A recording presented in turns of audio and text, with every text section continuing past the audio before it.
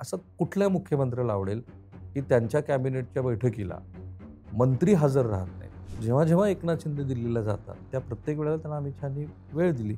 प्रत्यक्षात नंतर बातम्या काय आल्या, की त्यांना अमित शहानी असं सांगितलं, की तुम्ही आपल्या-आपल्या नेत्यांना, आपल्या-आपल्या पदाधिकाऱ्यांना सांभाळा. ते काम काही भारतीय जनता पार्टीचं नाही. कदाचित अजूनही एकनाथ शिंदे यांना तो भाव स्वीकारता नाही आलेला, की मी मुख्यमंत्री नाही. असं आहे, की एकनाथ शिंदेंना जे लोक अंडर एस्टिमेट करतात, त्यांनी हे लक्षात घ्यायला हवं. असं कसं घडतं, की छत्रपती संभाजीनगरमध्ये, जिथे मनोज जरांगे पाटील यांचा एवढा प्रभाव आहे, त्या मतदारसंघामध्ये त्यांचा उमेदवार विजयी होतो. महाराष्ट्रातनं भविष्यामध्ये एखादा राष्ट्रीय पातळीवरचा नेता होण्याची कुणाच्यात क्षमता असेल, तर ती देवेंद्र फडणवीस यांच्यामध्ये आहे. उद्धव ठाकरे आणि राज ठाकरे अशी एक मोठी बॉन्डिंग तयार होऊन, ती पूर्णपणे मतपेटीमध्ये येईल, असं मला वाटत नाही. अजित पवारांनी त्यांच्या पातळीवरती खूप प्रयत्न केले, की माझा मुलगाच ऐकत नाही. त्यावर खूप चर्चाही झाल्या. निसंदिग्धपणे तुमच्या प्रेक्षकांना मी सांगतो, की आमेड यानं ह्या सगळ्या प्रकरणामध्ये गैरकृती केलेली आहे. खुद्द मुख्यमंत्र्यांनी स्टेटमेंट केलं आहे, की महाराष्ट्रामध्ये आर्थिक संकट आहे. तर ह्या स्थितीमध्ये तुमचं व्हिजन कितीही उत्तम असेल, तर ते उत्तम व्हिजन असून जर तुमच्याकडे पैसेच नसतील, तर तुम्ही करणार काय? नमस्कार, मी विनायक पाचलक आणि थिंक बँकच्या बिहाइंड द सीन्समध्ये तुम्हा सगळ्यांचं पुन्हा एकदा स्वागत. गेले काही दिवस पुन्हा एकदा राज्यातलं राजकारण तापलंय. महायुतीतच वेगवेगळ्या गोष्टी घडतायत. कोण कोणाबरोबर आहे याच्यावरून प्रश्न निर्माण होत आहेत. मुख्यमंत्री, उपमुख्यमंत्री त्यांच्यातले परस्पर संबंध याच्याविषयी चर्चा होत आहेत. त्यानिमित्तानं महाराष्ट्राच्या राजकारणात नक्की काय चाललंय याचा धांदोळा घेण्यासाठीची आजची मुलाखत आहे. पुन्हा एकदा माझ्याबरोबर आहेत ज्येष्ठ पत्रकार राहुल कुलकर्णी सर. तर स्वागत आहे थिंक बँकवरती पुन्हा एकदा. सरांकडं त्या जायचंच आहे आणि सगळे प्रश्न विचारायचे आहेत मनातले. पण त्याच्या आधी आजच्या एपिसोडच्या प्रायोजकांबद्दल विंट वेल्थ हे आपले प्रायोजक आहेत.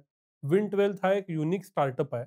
हा एक असा प्लॅटफॉर्म आहे, की जिथं आपण 9 ते 12% फिक्स रिटर्न देणाऱ्या बॉन्डमध्ये गुंतवणूक करू शकतो. विंट हा एक सेबी रजिस्टर्ड ब्रोकर आहे. शिवाय झेरोदा सारख्या मोठ्या संस्थेनं त्यांना बॅक केलेलं आहे. त्यामुळे ट्रान्सपरन्सी आणि ट्रस्ट या दोन्ही गोष्टींवरती विंट वेल्थ टिकमार्क होतो. विंट वेल्थवरती जे बॉन्ड आपल्याला इन्व्हेस्ट करण्यासाठी उपलब्ध असतात, त्याच्यामध्ये विंट वेल्थनं स्वतःसुद्धा गुंतवणूक केलेली असती, जेणेकरून त्यांचे सर्व सिक्युरिटी चेक झालेले असतील. या प्लॅटफॉर्मवर असणाऱ्या बॉन्डमध्ये आपण अगदी 3 ते 6 महिने इतक्या कमी कालावधीसाठी सुद्धा गुंतवणूक करू शकतो आणि अगदी ₹1000 पासूनही गुंतवणूक करू शकतो. विंट वेल्थबद्दल अधिक जाणून घेण्यासाठी डिस्क्रिप्शनमध्ये दिलेल्या लिंकवर नक्की क्लिक करा. आता पुन्हा विषयाकडे येऊ. सर, गेले काही महिने विरोधक नसल्यामुळं, असून नसल्यामुळं किंवा कशामुळं सत्ताधाऱ्यांच्यातच एवढ्या गोष्टी घडतायत, की काय चालू आहे ते कळत नाहीये. अ, अजितदादांच्या मुलाच्या जागेचं प्रकरण असेल, मुरलीधर मोहोळांवर झालेले आरोप असतील आणि अगदी आत्ता लेटेस्ट एकनाथ शिंदे आणि देवेंद्र फडणवीस यांच्यामध्ये झालेला वाद असेल. एक-एक घटनांकडे येऊ, पण मॅक्रो पिक्चर बघितलं, तर तुम्हाला आत्ता राज्याचं राजकारण कसं दिसतं? सत्ताधाऱ्यामध्ये स्पर्धा आहे आणि ती दिसते. कारण जेव्हा ते अमित शहा इथे आले होते, त्यानी म्हणजे खरं तर विधानसभा निवडणुकीचा निकाल लागला. त्याच दिवशी भारतीय जनता पार्टीनं, कारण मी भाजपच्या मुंबईतल्या कार्यालयात बसलो होतो. श्री चंद्रशेखर बावनकुळे तिथे होते. कागदावरती बऱ्याच नोंदी त्यांनी केल्या होत्या. ते तेव्हा प्रदेशाध्यक्ष होते. त्यांना विचारलं, "काय आहे?" ते म्हणाले, "नाही, आता उद्यापासून आम्हाला 2 कोटी नव्या सभासदांची नोंदणी करायची." तर तेव्हापासून ते 2 कुबड्यांचा आधार घेण्यापर्यंत जे अमित शहा बोलले, त्यांची दिशा स्पष्ट आहे. आणि त्या दिशेमध्ये व्यापक जर पट आपण बघितला तर बिहार आणि उत्तर प्रदेशसारखं यश त्यांना मागच्या विधानसभा निवडणुकीमध्ये 100 पेक्षा अधिकच्या जागा जिंकून सुद्धा महाराष्ट्रामध्ये मिळालेलं नाहीये भाजपला. खास करून क्रमांक 2चं राज्य आहे भाजपचं महाराष्ट्र. 48 लोकसभेच्या तिथे जागा आहेत. तर प्रयत्न असा दिसतो आहे मला, की उत्तर भारताबरोबरच कारण उत्तर भारतातले लोक महाराष्ट्राला दक्षिण भारताचा भाग मानतात. तर पश्चिम भारतातली राज्य ही आपल्या ताब्यात असावीत ह्यासाठीची ही सगळी रचना आहे. आणि मग जर 2 कोटी सभासदाची नोंदणी त्या दिवसापासून करायची आणि इथे कुबड्यांचा आधार नको असेल पुढच्या 2029ला, तर ती स्पर्धा अपरिहार्य आहे. कारण असं आहे की 230-233 जागा जेव्हा सत्ताधारी घटक पक्षाकडे येतात, तेव्हा विरोधक गलित गात्र झालेले असतात. आपण बघतोय की ज्या शरद पवारांमध्ये ती क्षमता आहे की जे भाजपला किंवा कोणाही सत्ताधाऱ्यांना घेरू शकतात. त्यांची आजची अवस्था काय? काँग्रेसची काय अवस्था आहे? उद्धव ठाकरेंनी तर बहुधा असं ठरवल्यासारखं दिसतं, की येणाऱ्या स्थानिक स्वराज्य संस्थांच्या निवडणुकीमध्ये मुंबई मर्यादित आपण काम करूया. बाकी होत राहील. अशा स्थितीमध्ये जर 2029ला तुम्हाला स्वबळावरती सत्ता हवी असेल, तर त्याची सुरुवात ही आत्ता जशा स्थानिक स्वराज्य संस्थातल्या क्लॅशेस आपण बघतो, तिथनं ती होणार आहे आणि ती होते आहे. आता हे होत असताना हे घर्षण किती पातळीपर्यंत जाईल? तर मला असं वाटतं, की ते इतक्यात फार अगदी अतिउच्चतम टोकाला वगैरे जाणार नाही, पण त्याची सुरुवात झाली. आता तुम्ही अजित पवारांचा उल्लेख केला. तर प्रतिमा भंजन हे राजकारणाच्या काही राजकीय पक्षांच्या धोरणाचा तो स्थायी भाव. खास करून आपण बघितलं, की दिल्लीमध्ये मुख्यमंत्री केजरीवाल यांच्या संदर्भामध्ये त्यांची प्रतिमा काय होती? तर साधारणपणे स्वच्छ प्रतिमेचा, नॉन करप्ट असा तो मुख्यमंत्री. ते स्वतःही जेलमध्ये गेले. त्यांच्या घराबद्दलचे प्रश्न उपस्थित केले गेले आणि त्या प्रतिमा भंजनाचा उपयोग कदाचित भारतीय जनता पार्टीला दिल्लीचं सरकार मोठ्या बहुमतानं जिंकण्यामध्ये त्यांना त्याचं यश आलं. त्यामुळे आता प्रतिमा भंजन जे आधीच झालेलं आहे, त्याच्यात आणखी भर घालायची आणि आपल्याच सहकारी म्हणजे ते त्यांच्या कर्तृत्वानं पण घडतं. असं नाही की भाजपच त्याला पूर्णपणे जबाबदार आहे.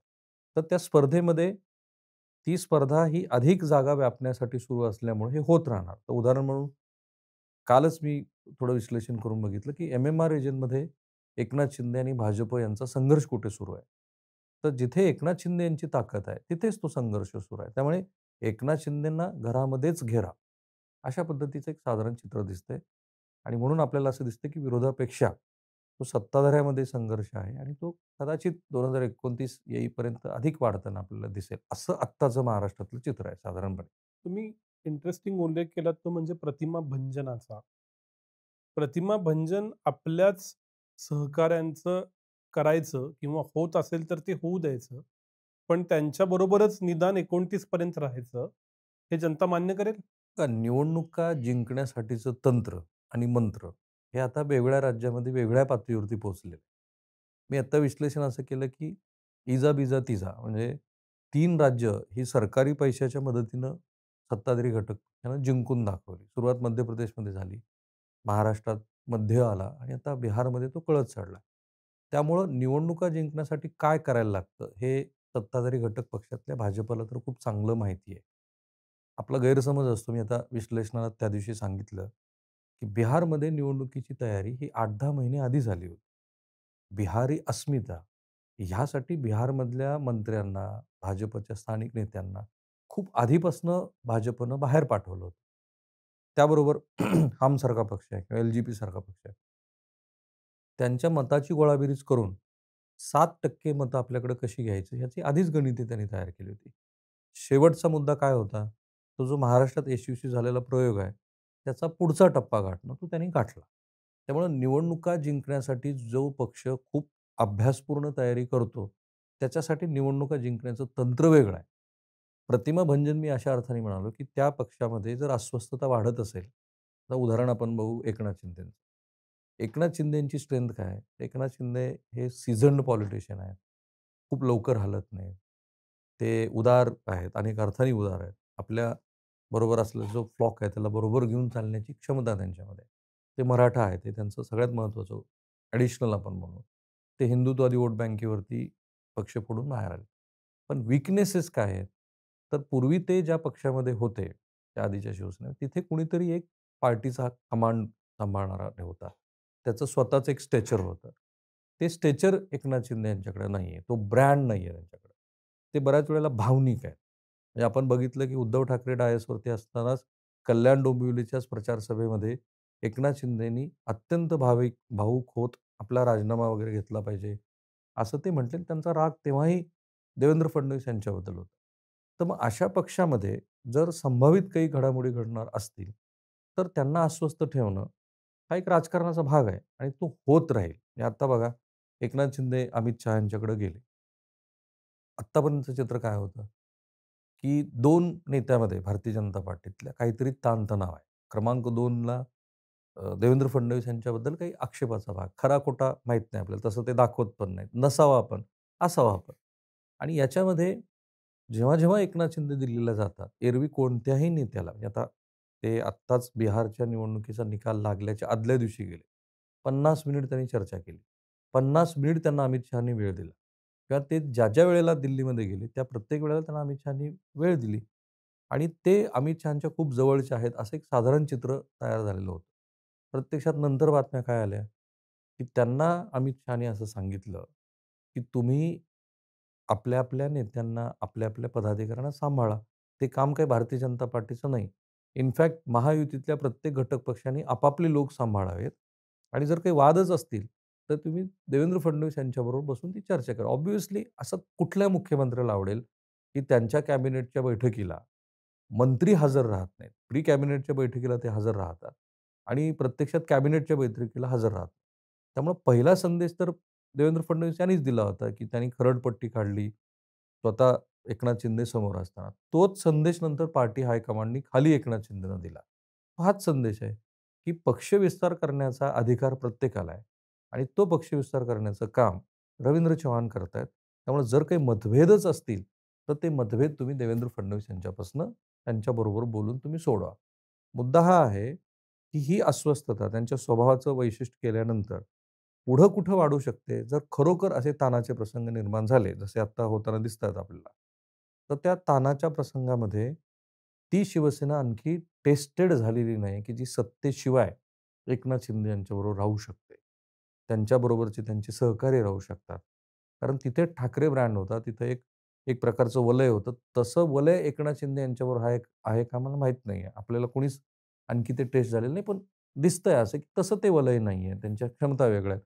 मग अशा वेळेला जर त्या पक्षात काही मोठी घडामोड घडली, तर ती अस्वस्थता कायम राहते. अनेक लोकांना त्यांच्या पक्षातलं माहिती आहे, की आपला जो बॅस्टन आहे, तो हिंदुत्ववादी विचारधारेचा आहे. तिथूनच ते निवडून येतात. तशीच त्यांची एकूण वागण्याची पद्धती आहे. तर ती अस्वस्थता कायम ठेवण्यासाठी ह्या अशा सगळ्या चाललेल्या राजकीय प्रक्रियेचा तो एक भाग असावा. अर्थात हे दोन्ही नेते तुम्हाला असंच सांगतील, जे चंद्रशेखर बावनकुळेंनी सांगितलं, असं काहीच नाही आहे, असं होतच नाही आहे. पण ती देहबोली, तो संवाद हे दोघांमध्ये नाही आहे. देवेंद्र फडणवीस आणि एकनाथ शिंदे यांच्यामध्ये ते दिसतंय. आणि तो ताणतणाव मी म्हणालो तसं लगेच अत्युत्तम पातळीवरती जाणार नाही, टोकाला जाणार नाही, पण त्याची सुरुवात झालेली आहे. एक मुद्दा त्याच्यात लक्षात घ्यायला हवा, की कदाचित अजूनही एकनाथ शिंदे यांना तो भाव स्वीकारता नाही आलेला, की मी मुख्यमंत्री नाही आणि कदाचित त्याच्यातनं तो संघर्ष अजूनही होत असावा. अशी एक सतत चर्चा होती, गॉसिपच्या लेव्हलला राहतं, की देवेंद्र फडणवीस आणि अमित शहा यांच्या संबंधांबद्दल प्रश्न उपस्थित केले जातात आणि त्याच्यामध्ये मग एकनाथ शिंदे हे चेकमेट म्हणून किंवा एक मधली कडी म्हणून आहेत का काय असं मानलं जातं. तुम्ही सगळीकडं संपर्क ठेवून असता. तुमचं आकलन काय? बघा इंडिया टुडेनी गेली 2 वर्ष ते सततच करतात. पण गेली 2 वर्ष प्रॉबेबल प्राईम मिनिस्टर कॅन्डिडेट कोण? असे सर्व्हे केले. आणि इंटरेस्टिंग म्हणजे कारण नरेंद्र मोदी यांच्यानंतरचे ते प्रॉबेबल कॅन्डिडेट्स कोण आहेत असं ते बघत. तर पहिल्या 3-4 नावामध्ये देवेंद्र फडणवीस यांचं नाव येतच येतं. महाराष्ट्रामध्ये पण बेस्ट मुख्यमंत्री कोण असे सर्व्हे झाले, की जेव्हा उद्धव ठाकरे मुख्यमंत्री होते तो काळ वगळला. तर कारण त्याच्यात त्यांची पॉप्युलॅरिटी बऱ्यापैकी खाली गेली होती असं आपण बघितलं. तर देवेंद्र फडणवीस यांचं नाव प्रॉमिनेंटली येतं. म्हणजे काय तर प्रदेश पातळीवरती आणि राष्ट्रीय पातळीवरती पण भारतीय जनता पार्टीच्या सेकंड विंगमधले देवेंद्र फडणवीस जसं उत्तर प्रदेशचे मुख्यमंत्री आहेत. मधल्या काळात शिवराज सिंग चौहान होते. तसेच अमित शहा यांच्याबरोबरचे टॉप कंटेंडर्स दिसतात आपल्याला. त्यामुळे त्याची चर्चा होत राहते, की जर भविष्यामध्ये आपल्याला सुद्धा म्हणजे महाराष्ट्रात आपण काय बोलतो, की महाराष्ट्रातनं भविष्यामध्ये एखादा राष्ट्रीय पातळीवरचा नेता होण्याची कुणाच्यात क्षमता असेल, तर ती देवेंद्र फडणवीस यांच्यामध्ये आहे. त्यामुळे तो एक सुप्त संघर्षाचा भाग म्हणून त्याची चर्चा होत राहते. मधल्या काही गोष्टी ज्या घडल्या न घडल्या कारण भारतीय जनता पार्टीच्या अंतर्गत त्या गोष्टी आहेत. पण जेव्हा देवेंद्र फडणवीस यांना वगळून मुख्यमंत्री पद एकनाथ शिंदे यांना दिलं, तेव्हा त्या चर्चेला अधिक धार आली. आणि स्पेशली जेव्हा देवेंद्र फडणवीस यांचं असं मत होतं, की त्यांना सरकारमध्ये सहभागी व्हायचं नाहीये. नंतरचं ते सगळं जे काही नाट्य घडलं ते महाराष्ट्राने बघितलं. आणि मग त्यांना सरकारमध्ये सहभागी व्हावं लागलं. ते त्यांच्या अनिच्छेनं झाले. मग मुख्यमंत्र्याचा उपमुख्यमंत्री झाला. तर ह्या सगळ्यामागे अमित शहा आणि देवेंद्र फडणवीस यांच्यातली स्पर्धा आहे, असं म्हटलं गेलं आणि म्हणून त्या अशा पद्धतीच्या चर्चेला वाव मिळाला. आता ही जरी चर्चा असली, तरी एक पक्ष म्हणून ते दोघं एकत्रितपणेच काम करतात. ह्याचं अलीकडचं उदाहरण मी जे आत्ताच तुम्हाला सांगितलं ते. दुसरं असं आहे, की महाराष्ट्राच्या मर्यादेमध्ये देवेंद्र फडणवीस हेच भारतीय जनता पार्टीचे सर्वोच्च नेते आहेत. म्हणजेच देवेंद्र फडणवीस यांना जो प्रदेशाध्यक्ष हवा होता, तो प्रदेशाध्यक्ष झाला. देवेंद्र फडणवीस यांना चंद्रशेखर बावनकुळे यांना कॅबिनेटमध्ये अकोमोडेट करून महत्त्वाचं पद द्यायचं होतं, ते त्यांनी दिलं. राज्यसभेवरती महाराष्ट्रातनं कोण जावा, याचा पूर्ण निर्णय देवेंद्र फडणवीस घेतात. मध्ये त्यांची आणि माझी ह्या निकालानंतर आम्ही जेव्हा ऑफ रेकॉर्ड बऱ्याच गप्पा मारल्या. तर उमेदवार निवडीपासूनच्या प्रत्येक गोष्टीमध्ये देवेंद्र फडणवीस यांना पूर्ण ताकद दिलेली आहे पक्षाने आणि ते त्याचा निर्णय घेतात. असं आपण कधी ऐकलेलं नाहीये, की देवेंद्र फडणवीस यांनी एखादा निर्णय घेतला आणि तो अमित शहानी ओव्हर रूल केला. म्हणजे काय तर स्पर्धा जरी असली, तरी पक्षाच्या मर्यादेमध्ये ते दोघं एकाच विचाराने चाललेले आहेत साधारणपणे असं दिसतंय पक्ष विस्ताराच्या दृष्टीनं वगैरे. आणि मग हा जो संदेश दिला गेला, की तुम्हाला जर काही मतभेद असतीलच तुमचे, तर ते तुम्ही देवेंद्र फडणवीस यांच्याबरोबरच बसून तुम्ही सोडवा. त्यामुळे आत्ताच्या ह्या मर्यादित राजकारणाच्या चर्चेमध्ये महाराष्ट्राच्या मर्यादेमध्ये तरी तो जो मतभेदाचा भाग आहे, तो काही फार रिफ्लेक्टिव्ह आहे असं दिसत नाही. भविष्यात जेव्हा कधी काही राष्ट्रीय पातळीवरच्या घडामोडी होतील, तेव्हा तो खरोखर संघर्ष आहे का? ते आपल्याला जोखता येईल. पण हे खरं आहे, की दोघांमध्ये संघर्ष आहे आणि तो संघर्ष भविष्यातल्या देवेंद्र फडणवीस यांच्या राजकीय वाटचालीला समोर ठेवून तो होतो आहे, घडतो आहे आणि त्या घडण्याच्या काही गोष्टीची चर्चा ही दिल्लीच्या कॉरिडॉरमध्ये पण असते आणि महाराष्ट्रात पण होत असते. भाजपचं तर क्लिअर आहे. प्रश्न पडतो तो या 2 घटक पक्षांचा, त्यातही शिवसेनेचा. तुम्ही उल्लेख केलात, की शि शिंदेंच्या शिवसेनेला सत्तेशिवाय राहायची सवय नाही. पण आत्ता सर्वाधिक अडचण त्यांची होतीये. अगदी मुंबईमध्येही दोन्ही ठाकरे बंधू ज्यावेळी एकत्र येतील, त्यावेळी शिंदेंच्या शिवसेनेलाच फटका बसेल, अशी चर्चा होते. तिसरी बाब म्हणजे शेवटी त्यांची मतं हिंदुत्वाची मतं आहेत, जी भाजपाला इन लॉंगर सेन्स त्यांच्याकडे हवे आहेत. जिथं-जिथं शिंदेचे उमेदवार निवडून आलेत, तिथल्या बहुतांश ठिकाणचे पराभूत उमेदवार भाजपत गेलेले आहेत. मग शिंदेच्या शिवसेनेनं हे कसं हँडल करावं? त्यांच्याकडे उरतं काय करायला? फार 2 उत्तम उदाहरणं आहेत. लोकसभा निवडणुकीमध्ये महायुतीतल्या कोणत्या राजकीय पक्षाचा स्ट्राईक रेट चांगला होता? शिंदेचंच. शिवसेनेचा होता. हो. विधानसभेमध्ये शिंदेच्या शिवसेनेला जेवढं यश मिळालंय, तेवढंच यश महायुतीतल्या इतर 2 घटक पक्षांना मिळालंय. असं आहे, की एकनाथ शिंदेंना जे लोक अंडर एस्टिमेट करतात, त्यांनी हे लक्षात घ्यायला हवं, की एकनाथ शिंदे मी जेव्हा आधी म्हणालो, की सीझन्ड पॉलिटिशियन आहेत. असं कसं घडतं, की छत्रपती संभाजीनगरमध्ये जिथे मनोज जरांगे पाटील यांचा एवढा प्रभाव आहे, त्या मतदारसंघामध्ये त्यांचा उमेदवार विजयी होतो. किंवा एम-एम-आर रिजनमध्ये जिथे आता भाजप आणि त्यांचा संघर्ष सुरू आहे, तिथे शिवसेनेचे 2 खासदार निवडून आलेले आहेत. स्वतः श्रीकांत शिंदे आहेत आणि नरेश म्हस्के आहेत. म्हणजे काय, की त्यांना राजकारणाचे डाव व्यवस्थित कळतात. कुठे आणि कशा पद्धतीनं राजकारण करायला हवं ते कळतं त्यांना. अडचण आहे ती म्हणजे भविष्यातल्या वाटचालीची. कारण असं आहे, की त्यांच्यासमोरचा प्रतिस्पर्धी जर असेलच भारतीय जनता पार्टी, तर तो साम, दाम, दंडभेद सगळ्या पद्धतीचं राजकारण करतो आणि अत्यंत निष्ठुरपणे ते राजकीय प्रयोग देशपातळीवरती झालेले आहेत. तिथे खरा अ, शिवसेनेच्या पुढच्या राजकीय वाटचालीचा संघर्ष असणार आहे. ज्या स्ट्रेंथबद्दल मी आधी बोललो एकनाथ शिंदेंच्या, त्याच्यात ॲड ऑन होणारी गोष्ट जी असेल म्हणजे त्यांच्या वीकनेसेसमध्ये, तर आत्ता ते काय करू शकतात? समजा हा इतका टोकाचा संघर्ष, ते काहीच करू शकत नाहीत अशी स्थिती आहे. कारण आकडे असे आहेत, की त्या आकड्यामध्ये आपण जर बघितलं तर भारतीय जनता पार्टी 132-133 सह आणखी 10-5 इकडून-तिकडून गोळा करून स्वबळावरती मुख्यमंत्रीपद घेऊन महाराष्ट्रात कारभार करू शकते. जेव्हा देवेंद्र फडणवीस हे मुख्यमंत्री होणार की नाही, होणार की नाही अशी चर्चा सुरू होती, तेव्हा त्या जॉइंट प्रेस कॉन्फरन्सेसला मी होतो तिथे मुंबईमध्ये.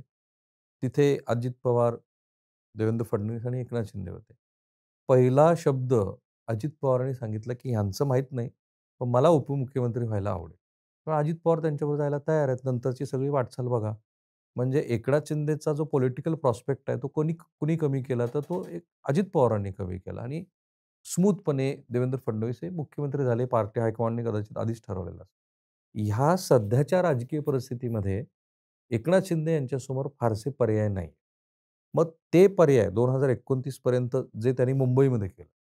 मुंबईमध्ये उद्धव ठाकरे यांच्या शिवसेनेतनं जे नगरसेवक फुटले, त्या 75 नगरसेवकापैकी जवळपास 60-62 नगरसेवक हे एकनाथ शिंदे यांच्याबरोबर गेलेले आहेत.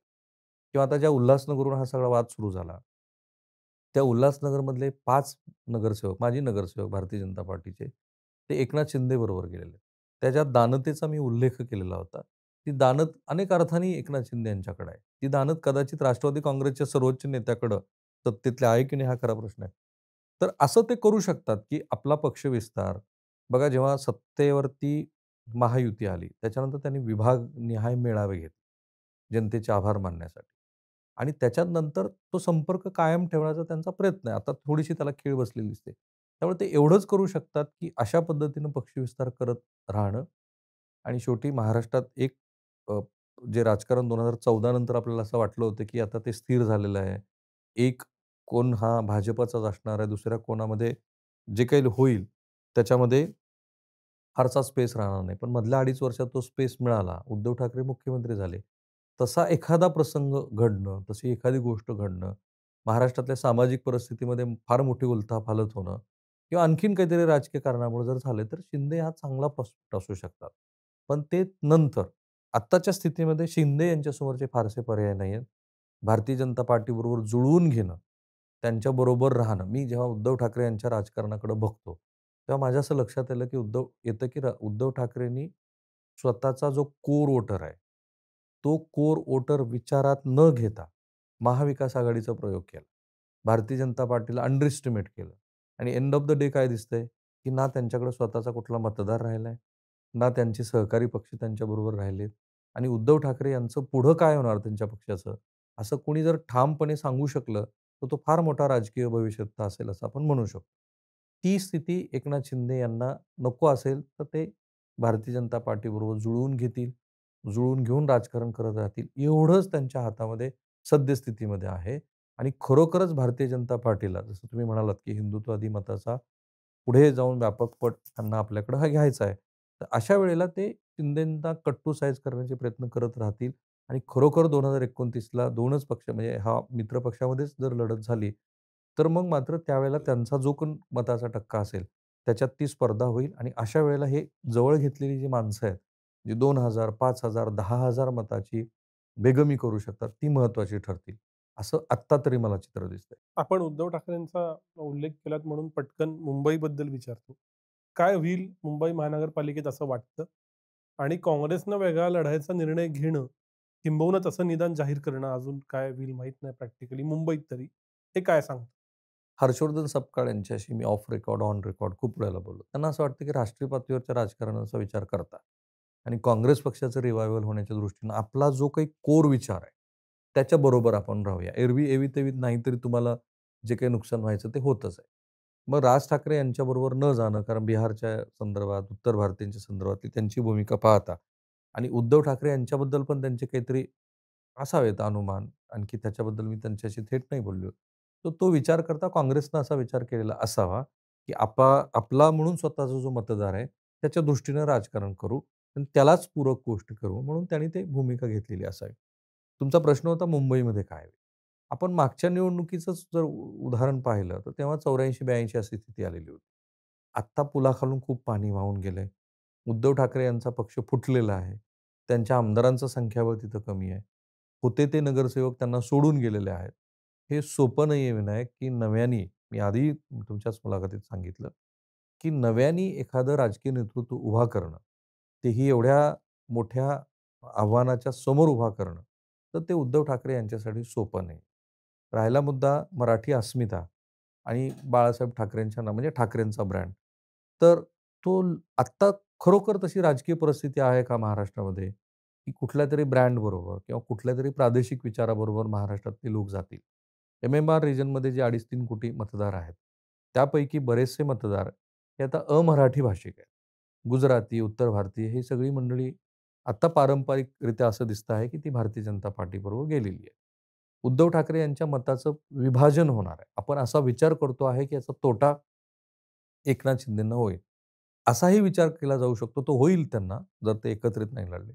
असाही विचार केला जाऊ शकतो, की एकनाथ शिंदे यांच्यामुळं उद्धव ठाकरे यांच्या मतात मराठी म्हणून, हिंदू म्हणून किंवा जो मराठी बहुल असलेला दादर, परळ वगैरे सगळा पश्चिम उपनगराचा भाग आहे.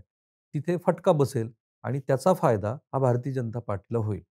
जर मागच्या वेळेला ते मित्रपक्षाला फार अंगावरती न घेता निवडणूक लढायची अशा भूमिकेतनं लढत होते आणि तरीही ते 82 जिंकू शकले, तर 227 पैकी चांगलं बळ घेऊन ते स्वतःकडे महापौरपद घेऊ शकतात. आणि म्हणून उद्धव ठाकरे यांच्या हातातनं जर मुंबई महानगरपालिका गेली, तर त्याच्यानंतर खरोखरच शिवसेना ह्या पक्षासाठी कठीण गोष्ट असेल. राहिला प्रश्न राज ठाकरे यांचा. तर राज ठाकरे यांच्या 2009 पासून ते 2025 पर्यंतच्या प्रत्येक निवडणुकीचं विश्लेषण जर करून बघितलं, तर साधारणपणे 13-14% पासून त्यांच्या मताचा टक्का मुंबईतला सांगतोय मी, तो 2-2.25% पर्यंत आलाय. म्हणजे प्रत्येक नगरसेवकांच्या वॉर्डमध्ये 700, 800, 2000, 3000, 4000 अशी त्यांची मताची स्वतःची स्ट्रेंथ आहे. पण ती विनिंग स्ट्रेंथ नाही.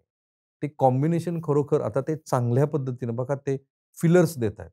काल ते दोघं एकत्रित गेले बाळासाहेबांच्या स्मृतीस्थळावरती. कुठेही घाई-गडबड करत नाहीये. जे वातावरण निर्मिती करायची आहे, जो संदेश द्यायचा तो ते देत आहेत.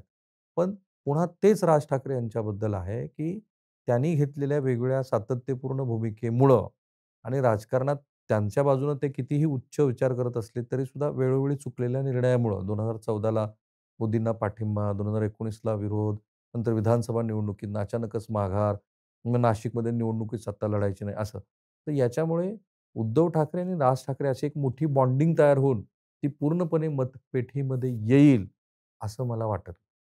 कारण त्याचं कारण भारतीय जनता पार्टीचं मोठं असलेलं आव्हान आहे. मी जर तुम्हाला असं म्हणालो, की माझी माहिती अशी आहे, की भारतीय जनता पार्टीनं मुंबई महानगरपालिका नगर या नगरसेवकांच्या निवडणुकीची तयारी 6 महिने आधीच केलेली. प्रत्येक वॉर्डमधले डिटेल्स त्यांच्याकडे आहेत. कदाचित ते एकनाथ शिंदेंना न बरोबर घेता ही निवडणूक लढण्याच्या पूर्ण तयारीमध्ये आहेत. साम, दाम, दंडभेद सगळ्या गोष्टी त्यांच्याकडे आहेत. तर अशा आव्हानाला सामोरे जात असताना जे पारंपरिक पद्धतीचा विचार करणारे प्रादेशिक राजकीय पक्ष आहेत, ते टिकू शकत नाहीत. हे वेगळ्या राज्यामध्ये दिसलंय. फक्त एवढंच आहे, की पृथ्वीराज चव्हाण मागे असं म्हणाले होते, की बाळासाहेबांच्या बद्दलचं त्यांचं वक्तव्य होतं. त्यानंतर मराठी माणूस पेटून उठला आणि त्यांनी उद्धव ठाकरे यांच्या शिवसेनेला भरभरून मतं दिली. असं जर काही घडलं, तर मग एक आव्हानात्मक पातळीवरती दोघा पक्षातली स्पर्धा होईल असं म्हणू शकतो आपण. मुंबईनंतरचं गेल्या महिन्या 2 महिन्यातनं चर्चेत राहिलेलं शहर हे पुणं आहे. आपण पुण्यात बसून आपली ही चर्चा ही रेकॉर्ड करतोय. भाजपच्या केंद्रीय मंत्र्यांवरती आरोप झाले. कुणी त्याला मीडिया ट्रायल म्हणलं, कुणी आणि काय म्हणलं. पण तो व्यवहार रद्द करावा लागला आणि अवघ्या काही दिवसात, 15 दिवसात अजित पवारांच्या मुलानं केलेला व्यवहार समोर आला. तोही रद्द करावा लागला 2 दिवसात. आणि ह्या सगळ्यात भाजपच्या मंत्र्यावर आरोप करणारी व्यक्ती ही टेक्निकली शिंदेच्या शिवसेनेत आहे. कसं बघता? बघा हे अजित पवार यांचं जे प्रकरण आहे ते एका माध्यमानं प्रकाशित केलं आणि त्याची चर्चा बाकीच्या माध्यमांनी आणि वेगळ्या सामाजिक संघटना, सामाजिक कार्यकर्त्यांनी ती केल्यामुळं त्याचं all credit goes to the institution. Parallel काय आहे? पॅरलल आहेत जैन धर्मीय, इकडे अ, आपले मागासवर्गीय बांधव आहेत. पॅरलल आहे ते सत्ताधारी घटक पक्षातल्या पुण्याचं राजकारण करणाऱ्या नेत्याबद्दलचे मुद्दे. असं म्हणतात, की भारतीय जनता पार्टीनं त्यांच्यासाठी म्हणून एक चांगला मराठा चेहरा असावा, पश्चिम महाराष्ट्रात असावा, संपूर्ण महाराष्ट्रामध्ये एक असं नेतृत्व असावं, असे प्रयत्न केले. ते प्रयत्न यशस्वी झाले नाहीत. मुरलीधर मोहोळ यांच्या निमित्तानं ते प्रयत्न यशस्वी होतील, कारण तो प्रॉस्परिंग चेहरा, आश्वासक चेहरा वगैरे दिसत होतं. खूप डॅमेज झालं त्यांच्या प्रतिमेला या जैन प्रकरणामध्ये. त्यांनी उचललेलं प्रत्येक पाऊल जमीन परत करण्यापर्यंत चुकत गेले आणि त्याचा त्यांना फटका बसला. आता याचा परिणाम हा ह्या येणाऱ्या स्थानिक स्वराज्य संस्थांच्या निवडणुकीमध्ये होऊ नये म्हणून हे प्रकरण बाहेर आणलं गेलं अशी त्याची चर्चा झाली. आता तुम्ही म्हणता त्याप्रमाणे ते झालंच आहे. फक्त काय झालं, की ह्या अजित पवार यांच्या प्रकरणामध्ये जी चौकशी समिती आलेली आहे, ती चौकशी समितीचा कालावधी फार इंटरेस्टिंग आहे. तो कालावधी आहे विकास कर्गे समितीचा बरोबर 1 महिन्याचा. आणखी पुणे, मुंबई महानगरपालिकांच्या निवडणुका घोषित झालेल्या नाहीयेत.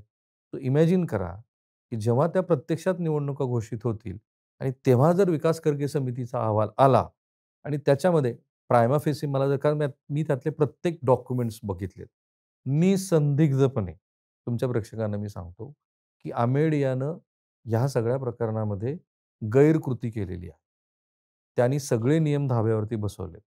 त्यांनी प्रशासकीय यंत्रणेला वाकवलेलं आहे आणि प्रिंटिंग मिस्टेक वगैरे सारखी खोटी कारणं सांगून म्हणजे कॅन यू इमॅजिन की तो जो कोणी रजिस्ट्रार आहे, तो असं सांगतोय, की ते जे सरकारी जमिनीचं काही जे टायटल होतं, ते खाजगी कसं झालं तर ते प्रिंटिंग मिस्टेक आहे.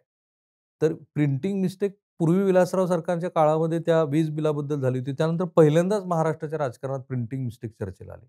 मी हे का सांगितलं? तर ही जी प्रशासकीय यंत्रणा वाकवली गेली आहे. आज जे मोठे-मोठे सनदी अधिकारी आहेत, त्यांची नावं आणखी बाहेर आलेली नाहीयेत. पण त्यांनी सुद्धा काहीतरी क्रुशियल रोल प्ले केलेला असावा, जसं या सूर्यकांत येवलेसारख्या तहसीलदारांनी प्ले केला. हे जेव्हा विकास खर्गे समितीच्या अहवालातनं महाराष्ट्रासमोर येईल, तेव्हा त्याचे परिणाम कदाचित ह्या स्थानिक स्वराज्य संस्थांच्या निवडणुकीमध्ये होतील. आता हा अंतर्गत स्पर्धेचा भाग आहे असं म्हणतात, कारण पी-एम-आर-डी म्हणजे पिंपरी चिंचवड तर ऑलरेडी भाजपच्या ताब्यात आहे. पुणे महानगरपालिका त्यांनी एकहाती मागच्या वेळेला जिंकली होती.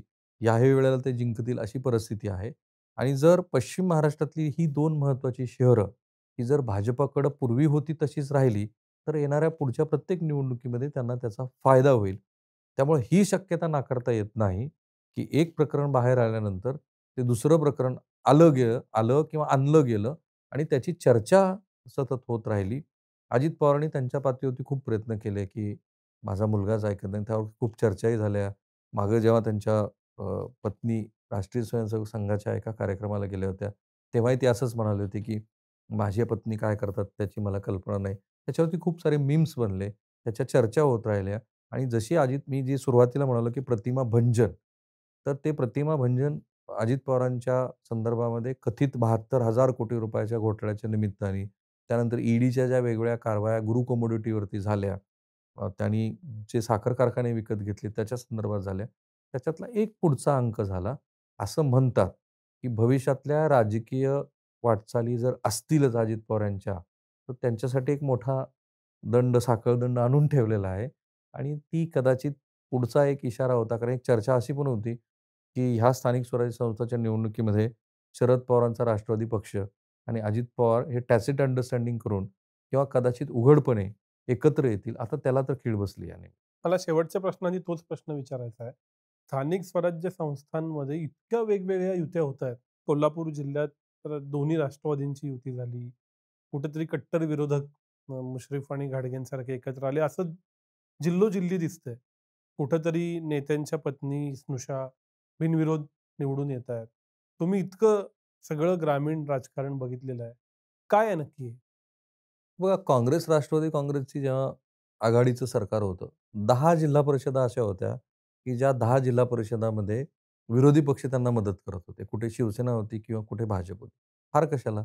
राष्ट्रवादी काँग्रेसचे प्रदेशाध्यक्ष जयंत पाटील यांच्या सांगलीमध्ये ते प्रयोग घडलेले आहेत. तुमच्या कोल्हापूरमध्ये ते अनेक वेळेला घडलेले आहेत. स्थानिक स्वराज्य संस्थेच्या निवडणुकीमध्ये एकतर आत्ता असं आहे, की 5 वर्षानंतर जी मुदत संपल्यानंतरच्या आणि आणखी पुढच्या 5 वर्षानंतर ह्या निवडणुका होतात. त्यामुळे ह्याच्यात महाराष्ट्राचा पूर्व इतिहास पाहता नवीन काहीच नाहीये. बरं कुणी कुणाला विचारधारा सांगावी आणि त्या विचारधारेप्रमाणे वाटचाल करावी, असं महाराष्ट्रातलं आता राजकारण राहिलेलं नाहीये. आता कोणाला असं वाटेल, की मी भाजपची भलामण करतो. पण भाजपकडं एक स्वतःचा काहीतरी हिंदुत्ववादी, आक्रमक हिंदुत्ववादी असा एक विचार आहे. उर्वरित पक्षामध्ये काँग्रेस पक्षाकडे एक स्वतःचा विचार आहे. हे 2 जर तंबू सोडले, तर बाकीचे मधले प्रादेशिक पक्ष आहेत त्यांच्याकडे काय विचार आहे? ते म्हणजे स्वतः अजित पवारांनी जेव्हा पक्ष फुटला, त्याच्यानंतर जे बांद्र्यात पहिलं भाषण झालं, ते फार चांगलं भाषण आहे. महाराष्ट्रात ज्यांना राजकीय अभ्यास करायचा आहे, त्यांनी त्याचा अभ्यास करावा. ते म्हणाले, की "आत्ता आम्ही म्हणतोय, की भाजपबरोबर आम्ही गेलो, भाजपबरोबर आम्ही गेलो." मग याच्या आधी उद्धव ठाकरेबरोबर आम्ही गेलो होतो, ते काय होतं? किंवा त्याच्या आधी 2017ला आम्ही भाजपबरोबर जाण्याची चर्चा करत होतो, ते काय होतं? थोडक्यात काय, तर तो जो अ, विचाराचा व्याभिचार आहे, तो विचाराचा व्याभिचार आता सत्तेतच हे पक्ष आल्यामुळं स्थानिक पातळीवरती तो संपलेला आहे आणि असं होत राहणार. बरं पुन्हा स्थानिकचे मुद्दे वेगळे असतात. स्थानिकमध्ये प्रत्येकाला वाटतं, की माझ्या कार्यकर्त्यांची फौज उभारावी आणि त्यांना जर तो वाटा नाही दिला, तर पक्षाचे कार्यकर्ते उरणार कुठून? आता काय होईल मी तुम्हाला एंड ऑफ द डे सांगतो. ह्याचे सगळे निकाल आल्यानंतर प्रत्येक राजकीय पक्ष म्हणेल, की आमची टॅली बघा, आम्ही पुरस्कृत केलेले किंवा आमच्या विचाराचे किंवा आमच्याच पक्षाचे लोक हे जास्त संख्येनं निवडून आलेले आहेत. त्यामुळे नंबर 1 आम्हीच आहोत. एक होऊ शकतं, की महायुतीतले घटक पक्ष हे पोस्ट निवडणूक पुन्हा एकत्रित येतील आणि जिथं त्यांना आवश्यकता आहे. म्हणजे समजा असं विचार करू, की मुंबईमध्ये अ, एकनाथ शिंदे यांच्या शिवसेनेला चांगलं यश मिळालं. भाजप थोडीशी अलीकडे अडखळली. तर हेच दोघं एकत्रित येणार आहेत. त्यामुळे तशा अर्थानेच तुम्ही या निवडणुकीकडे बघा आणि हाच महाराष्ट्राचा पूर्व इतिहास. 5 डिसेंबरला गेल्या देवेंद्र फडणवीसांनी शपथ घेतली. असंच नोव्हेंबरच्या शेवटच्या आठवड्यात वगैरे मतदान झालं होतं.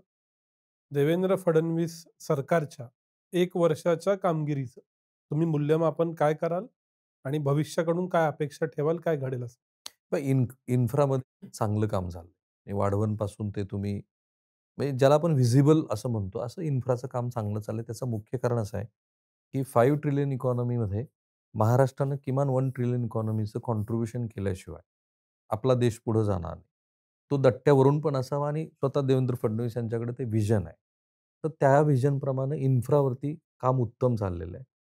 काही शहरं, आता पुण्यासारखी शहरं मी नेहमी असं म्हणतो, आता माझं ते आकलन आहे, की पुणे हे एक मोठं असं आवाढव्य वाढलेलं गाव आहे, की ज्या गावाला कुठलीच दिशा नव्हती गेल्या 20 वर्षामध्ये.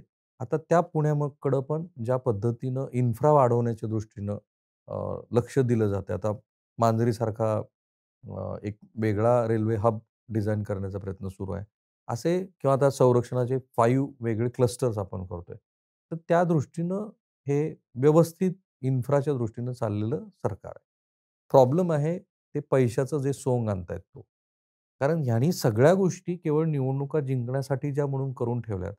त्यामुळं महाराष्ट्रामध्ये पुढं चालून आज देवेंद्र फडणवीस यांचा चांगला स्वतःचा अर्थविषयक अभ्यास आहे. पण त्यांनाही माहीत आहे, की आपण जे करतो आहोत, ते दिशाहीन आहे. कारण तुम्ही लाडक्या बहिणीच्या निमित्तानं ज्या योजनेसाठी हे पैसे दिलेत, त्यातनं मला नाही वाटत तुम्हाला आता काही परतीचे दरवाजे आहेत. आता हे जे सांगितलं जातं, की महाराष्ट्राचा जी-एस-डी-पी किंवा रिअल जी-डी-पी वाढतो आहे, तो ₹50,000 कोटी वार्षिक वाढतोय वगैरे. त्याचं रिफ्लेक्शन आहे. म्हणजे खरं तर माध्यमाचं तिकडं जितकं जायला पाहिजे होतं, तितकं लक्ष गेलं नाही, की खुद्द मुख्यमंत्र्यांनी स्टेटमेंट केलं आहे, की महाराष्ट्रामध्ये आर्थिक संकट आहे. तर ह्या स्थितीमध्ये तुमचं व्हिजन कितीही उत्तम असेल, तर ते उत्तम व्हिजन असून जर तुमच्याकडे पैसेच नसतील, तर तुम्ही करणार काय? अर्थात सगळाच काय दिवाळखोरीत महाराष्ट्र गेलाय, आर-बी-आयच्या मर्यादेतच आपल्याकडे अजूनही आपण कर्ज घेतलेलं आहे. तर हा सगळ्यात महाराष्ट्राचा क्रुशियल प्रश्न असणार आहे. दुसरा आहे तो सामाजिक अस्थिरतेचा. ती अस्थिरता मागं पण बोलून झालेली आहे. ती दूर करण्याच्या दृष्टीनं खरोखर प्रयत्न होत आहेत का? तर मला असं वाटतं की ते होत नाहीये. कारण आता सगळ्याला माहिती झालंय की आपला-आपला जात, धर्म म्हणून जो काही मतदाराचा टक्का आहे, पेटी आहे, ती आता हळू स्थिर झालेली आहे. त्यामुळं तो जो जो कुठला मतदारांचा आपला टक्का आहे, त्यालाच निर्देशित करणारे, त्यालाच ॲड्रेस करणारे सगळे राजकीय निर्णय होतात. त्याप्रमाणेच सगळी कृती सुरू आहे. त्यामुळे ज्या महाराष्ट्राची सर्वसामान्य लोकांना अपेक्षा होती, तसा महाराष्ट्र दिवसेंदिवस आणखी एका वेगळ्या गर्तेकडे चाललाय आणि ती काही फार चांगली गोष्ट आहे असं वाटत नाही. राहिला प्रश्न देवेंद्र फडणवीस यांचा मुख्यमंत्री म्हणून. 2014 ते 2019 या काळातले देवेंद्र फडणवीस हा एकहाती कारभार होता. आता तसा नाहीये. त्यांच्याकडे संख्याबळ असून सुद्धा त्यांच्याबरोबर ज्यांनी मुख्यमंत्री म्हणून काम केलेलं आहे, असा व्यक्ती आहे. त्या व्यक्तीचं पूर्वीचं स्टेचर, ते जेव्हा मंत्री होते ते आणि आत्ताचं स्टेचर याच्यात खूप फरक आहे. अ, त्यांचा आणि कदाचित अजित पवार यांच्याबरोबरचा चांगला सौहार्द असावा. पण हे जे पॉलिटिकल फ्रिक्शन आहे ना, ते होत राहणार आणि त्यामुळं चर्चा विरोधी पक्षाची न होता, चर्चा ही सत्ताधारी घटक पक्षाची होईल असं दिसतंय. एक आपण अपेक्षा धरू शकतो आणि कदाचित तिथंच अनेक प्रश्नांची उत्तरं आहेत, असं मला वाटतं. ह्या स्थानिक स्वराज्य संस्थांच्या निवडणुका झाल्यानंतर 2029 पर्यंत महाराष्ट्रात काही मोठ्या कुठल्याच राजकीय घडामोडी, निवडणुका ज्याच्यातनं तुमच्या सत्ताधारी घटक पक्षाचं लोकांचं तुमच्याबद्दलचं काय मत आहे, त्याचा कुठला कौल घेतला जाणार नाही. कारण जिल्हा परिषदा, पंचायत समित्या, नगरपालिका, नगरपंचायती आणि महानगरपालिका या सगळ्यांच्या निवडणुका घाऊक पद्धतीनं होत आहेत. छोट्या-मोठ्या 84,000 1,00,000 सहकारी संस्थांच्या वगैरे निवडणुका त्या होत राहतात. त्यामुळं त्या निवडणुका झाल्यानंतर जर मुख्यमंत्र्यांनी राज्याच्या हिताचा विचार करून काही कठोर निर्णय नाही केले, तर मग महाराष्ट्र खूप वेगळ्या दिशेला आणि बहुतांशी चुकीच्या दिशेला जाईल, अशी शक्यता मला वाटते आणि देवेंद्र फडणवीसांचा मी उल्लेख यासाठी केला कारण त्यांनी ते एकहाती सरकार चालवलं होतं आणि आत्ताच ते हा जो काही जहाज आहे त्याचे ते कॅप्टन आहेत. त्यामुळे त्यांच्याकडूनच ती अपेक्षा आहे. बऱ्याच गोष्टी दुरुस्त कराव्या लागणार आहेत विनायक. सगळ्यात वाईट गोष्ट आहे आपलं प्रशासन पूर्णपणे कोलमडलंय, की लोकांना तुम्ही सेवा हमी कायदा वगैरे आणला शेवटच्या टप्प्यामध्ये 2019ला. तो दिसतच नाही. लोकं प्रचंड प्रमाणामध्ये तुमच्या भ्रष्टाचाराबद्दल बोलतायत. कुठलाच असा प्रशासकीय अधिकारी जो म्हणजे एकेकांच्या संपत्तीचे आकडे जेव्हा आपण ऐकतो, जे कोणी अटकेत होते वगैरे 150 कोटी, 200 कोटी, कोण म्हणतं 1000 कोटी, कोण म्हणतं 10,000 कोटी. काही तुम्ही एक्झाम्पल सेट करणार आहेत की नाही? हे असंच चालू राहील आणि हे जर असंच चालू राहील, तर लोकातली अस्वस्थता खूप वाढेल. मी म्हणणार नाही त्याचा नेपाळ वगैरे होईल म्हणून, का आपल्या लोकांमध्ये तेवढी सबुरी आहे. प्रशासनावरचा त्यांचा विश्वास आहे. पण मी हे बघतोय, की लोकांच्या मनातली अस्वस्थता वाढते. ती पूर्वी पण असेल कदाचित, पण ती आता एका विशिष्ट अशा पातळीवरती पोहोचलेली आहे आणि ती जर तशी पोहोचायची नसेल आणि त्यातनं मोठा होणार नाही अशीच मी अपेक्षा व्यक्त करतोय. पण तसा विस्फोट होऊ नये असं वाटत असेल, तर तुम्हाला प्रशासकीय सुधारणाकडे लक्ष द्यावं लागणार आहे. त्या होताना दिसत नाही. करत असतील मुख्यमंत्री प्रयत्न, हे दोन्ही उपमुख्यमंत्री करत असतील, पण प्रत्यक्षात त्याचं रिफ्लेक्शन नाही. लसावी काय? सामान्य माणसाला हे सरकार आपलं वाटलं पाहिजे आणि त्याचा फीडबॅक देवेंद्र फडणवीस घेत असतील, ते खरोखर त्यांना आपलेसं वाटतंय की नाही. खूप खूप आभार. इतकं सविस्तर, समग्र आणि ग्रासरूटवरचं आकलन ऐकायला मिळालं. दरवेळेलाच मिळतं. पुन्हा भेटू, पण इथंच थांबूया. धन्यवाद. Thank you. Thank you. Investments in debt securities, municipal debt securities, securitized debt instruments are subject to risks, including delay and/or default in payment. Read all the offer related documents carefully.